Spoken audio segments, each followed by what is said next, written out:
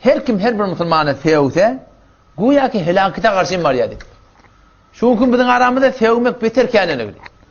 O da Peygamberimizin kataydı ya da o da. Her kim bir musulmanı sevse, ecen, bacın, doğunun, enin, onun, bunun, bizim aramızda atlı oluruz.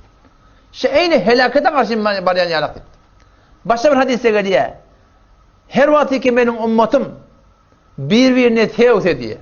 Ne bular? Sakaten min aynillah. Allah'ın rahmet gözünden düşer. Şu asıl cemaati görüp duranda katı bir nazurdat yani.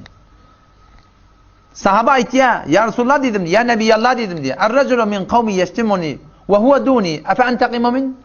Men kavmimden, doğumdan, kardeşimden biri ve bana sevgiye. Men şunun intikam alayım mı? Uğrayın tüyündüreyim şunu ya Resulullah. Peygamber ayet ya el-mustaban şeytanan. İki adam birbirine durup sevse. O sana sevgiye, sen de ona sevsen. O sana sevgiye, sen de ona sevsen. Peygamberimiz ettir ki iki nefer iki birbirine sevip dururlar. Şılar şeytan ettir ikisi. Biz bir sevgiye deyip sevmekleri icazı yok Müslüman'da. O yamanlık edipti, o yeni burada etti. O götürün geçene seviptir, sen de ona geçene sevsen. Peygamber başa dese geliyor da sizin hiçbiriniz öz enetasına sevmesin diye. Onun yarısıyla kim öz enetasına sever? Onun Peygamber dedi sen onun bunun enetasına sevsen, o da ne emet diye, sen enetasına sev ya da. Onun bunun enetasına sevmek, öz enetasına sevdirmektir. Adam şu hakkında o da Müslüman doğan, ağlımızda haberdar olmalı. Belus milletin arasında bir kavga ulatla var. Onlar ulamalar öğreniptirler. Bir de bizim milletin arasında ne mi diyeceğim biliyor musun? O da kep avudallanmalı şunu. Belus milletinin arasında onlar biz mescidi yıktık değil mi yerler? Mescidi yıkıp duruyor. Ola kan burundaş. Mescidi yıktın mı sen? Mescidi yıkmak nazırlar ki. Bizim aramızda at diyor. Mescidi yıkıp, o falan mescidi yıkıp duruyor. Niyeti hayır ha. Emma şu kefe avudallamalı. Ola ne mi diye? Mescidi şehit ettik diyor. Yıktık değil mi yerler? Şu keple Peygamberimiz avadan keplemeni öğrettir Müslümanlığı.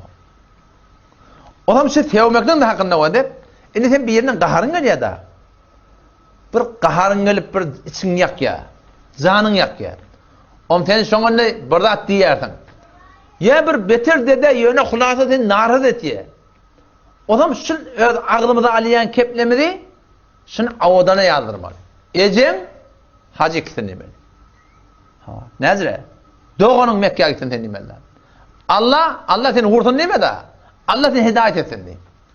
Şu kepler var akıyım, avudallamalı. Önde bir pirin yanında bir murid barıptır diye.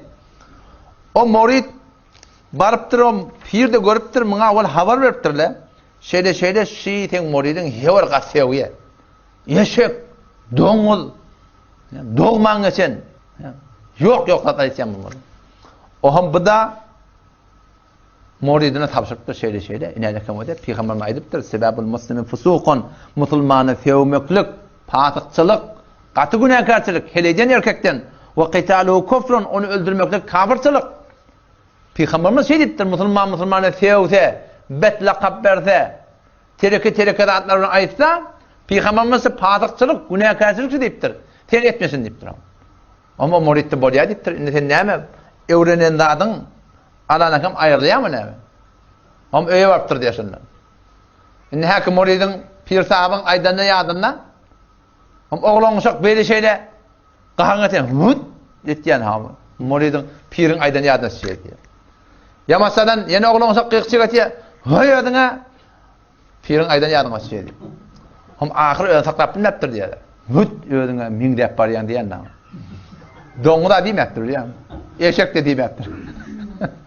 Min dep var yan ödüne diyen nam. Bir kurdan terk etmek kıyın nasıl? Yöne şunu dua edip almalı. Musulman efeyde orada maturu sevip veremem. Matur hindir oraya iştene. Gördün mü lan orada? Hindir oraya iştene maturun eciyetini, bacısını, bırdağını maturu sevip Hudayım bende. Ahdi ottura. Doğanın falanı değil. Ahdi ottura sen. Halbuki şunu aytlayan kimle pükreten var bitir bir hayatçılık. Bitir bir terbiyecilik ha. Ecen doğanın Peygamberimiz ne diyor? Lapsi doğru patıkçılık septir. O lokan günahkarçılıklar. Allah'ın nazar rahmetinden düşmeklik. O zaman şu daydan öyde oğlan uşağa iki gözlü. Ya? İki gözlü avadan. Ağılına qavkep alsak, oğlan uşak da şu kebe öğreniyor.